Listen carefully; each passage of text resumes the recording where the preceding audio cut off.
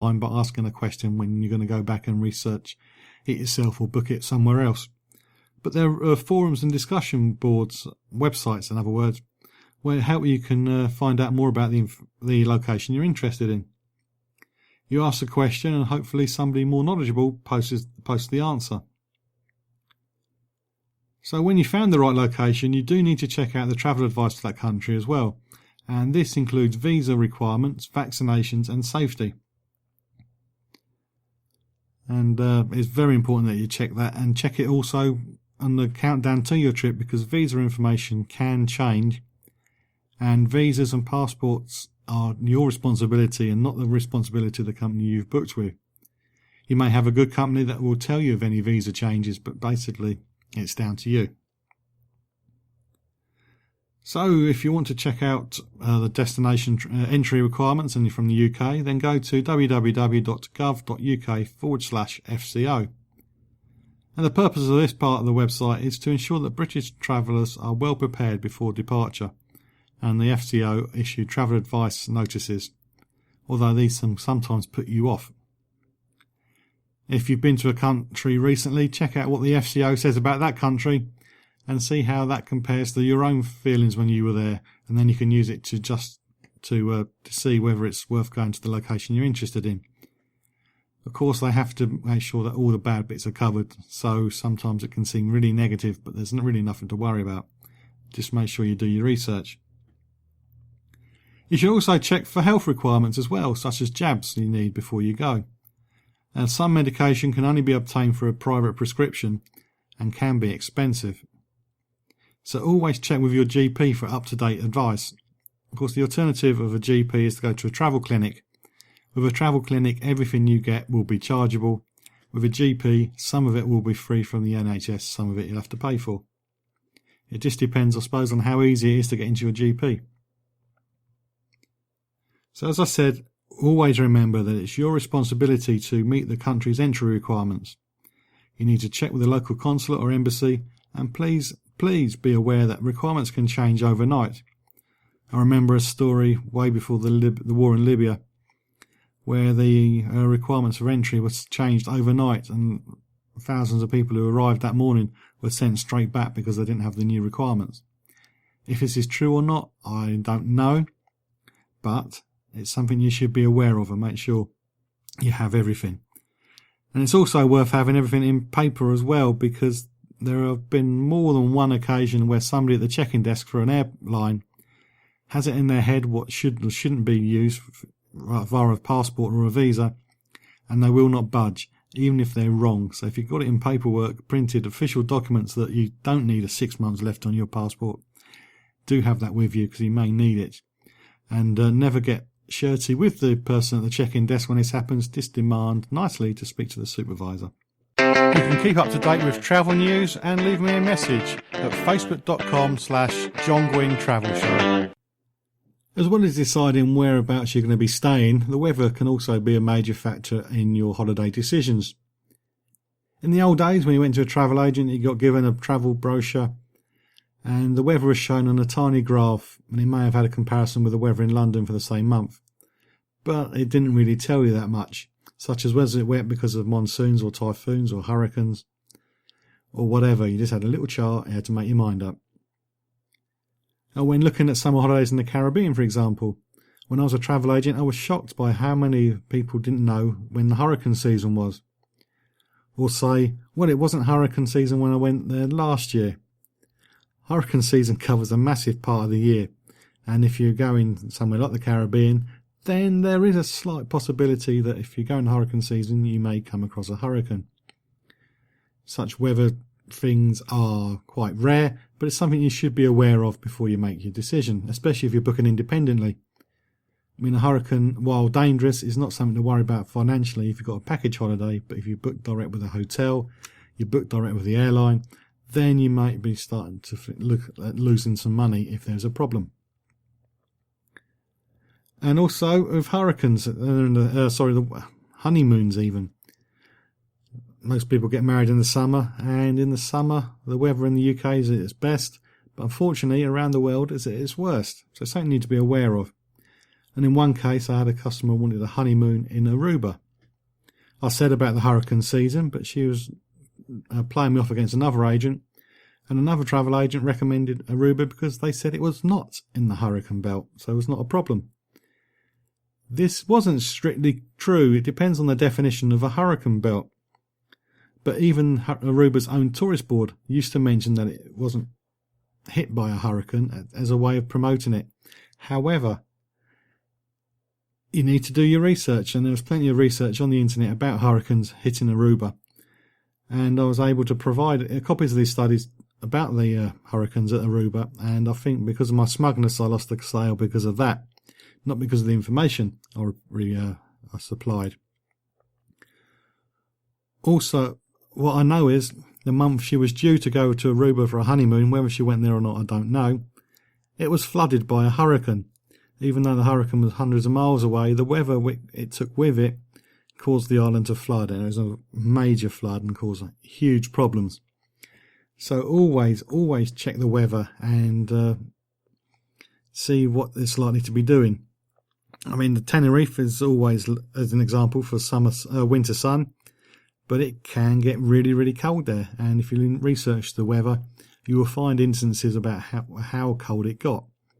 But if you're going there knowing that most of the time you're going to be warm and comfortable in a t-shirt, then you won't be that surprised if 1 or 2 days you have to wear a jumper and a hat and a scarf, because you've done your research and you know that it is possible, but it's unlikely to happen. So always check the weather, know what the seasonal weather problems can be for where you're going, and then you can make your decision about that, and you won't be caught out if the worst happens. Checking it out before you check in on the John Guinn Travel Show on ukhealthradio.com.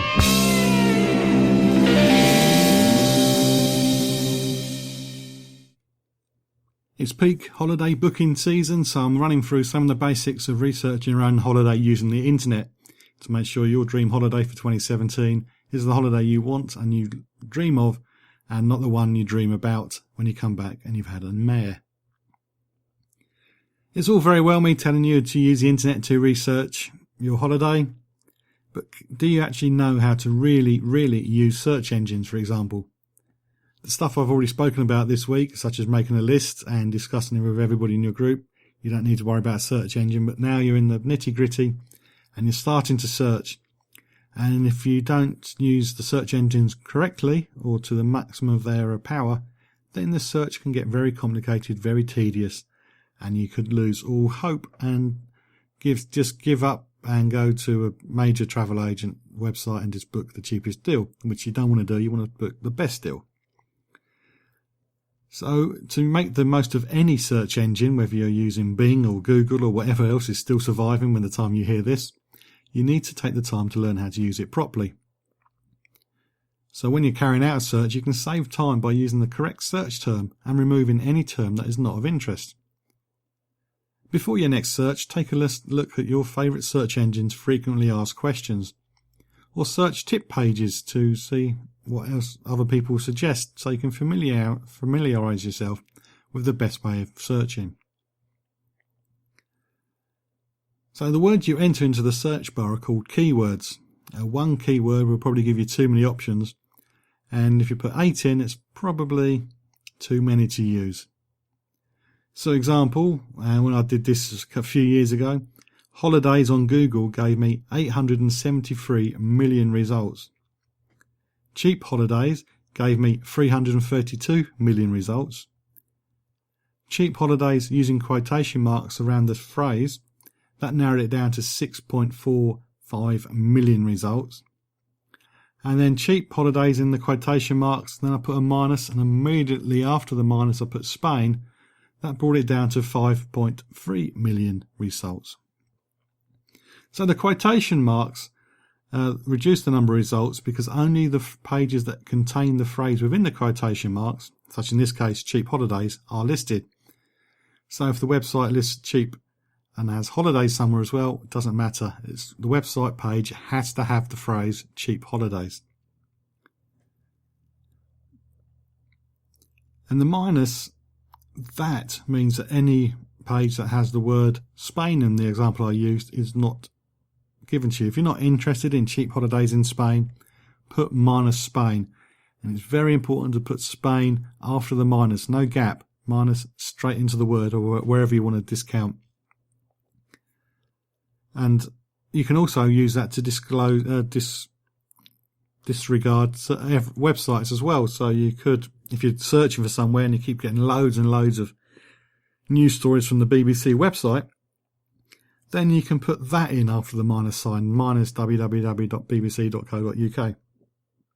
And many researchers, for the clients I've done in the past, news websites did get in the way. And why wouldn't they? They're very powerful websites, so they do get ranked quite highly. Or if there's a particular website you really want to search for the information, you can narrow your search just to that website as well.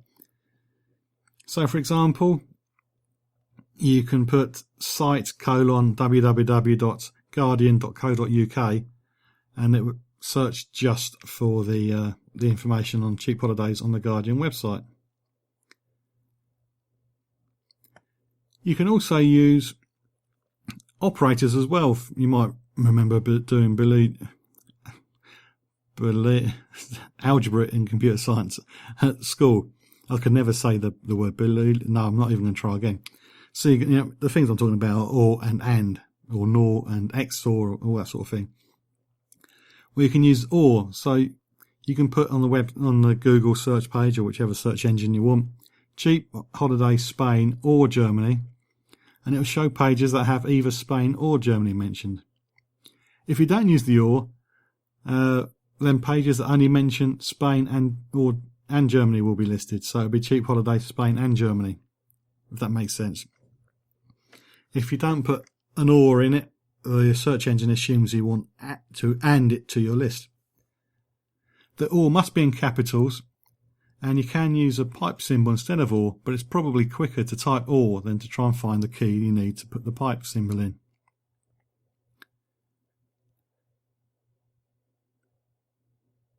There are exceptions to search rules about punctuation and commonwealths, such as and the when used in searches. And if you're having problems with a relevant search to your holiday research, then remember, do always check the search engine's tips or frequently asked question pages. And there's also advanced search in Google, for instance, so you can just go work your way through that, and that can help you narrow down the results so you can quickly find the information you're looking for. There are other ways of using the internet to do searches as well. You can go and have a cup of coffee or even go to work for a week and this will work for you. And I'm talking about a search bot. And a search bot is a piece of software that continually searches the internet for you. And this can be quicker and a lot easier than searching numerous websites yourself. And a search bot can compare and combine the results for you. And you might even get it to answer the question as well. There are various websites where you can build a search bot, such as searchbots.net. This tries to make the process fun by allowing you to design a robot as well, which is pretty pointless if you ask me. But the simpler way is to use a Google alert. Then every time your chosen search phrase is found by Google, you get an email. I use this for my business, so if anybody mentioned my business name or my name, then I got an email saying, such and such website has this mentioned John Guinn. It was never anybody bad-mouthing about my company, but you have to be on the safe side. But I did find out I had an awful number of people in America with the exact same name as me. And the amount of times I've had an email telling me that John Guinn had died. But anyway, I digress. A search gate. But you do need a Google account before you can use a Google alert. And when you set up an alert, you can use the same tools as when you use a Google search bar. So you can ensure that all information that isn't relevant, such as share prices, for example, is not sent to you. You can also set the reports to a frequency that suits you best. And what you mean is you might get the result as soon as Google finds it, or you might ask for one a day or a week. So if you don't want to be inundated with loads of emails, they can all be put in a digest and sent you in one lump. It's entirely up to you. Good morning. Morning, sir. Hi, I'm checking in for my flight. Lovely. Business or pleasure? Holiday. And where will you be staying? With my parents, they live over there. Lovely. Travel insurance? Oh, no thanks. Have you got travel insurance? No. Check to see if you need any vaccinations? No. Checked out the local laws? No, look. Why do I need to know all this? I'm just staying with my parents. Is either of your parents A local lawyer or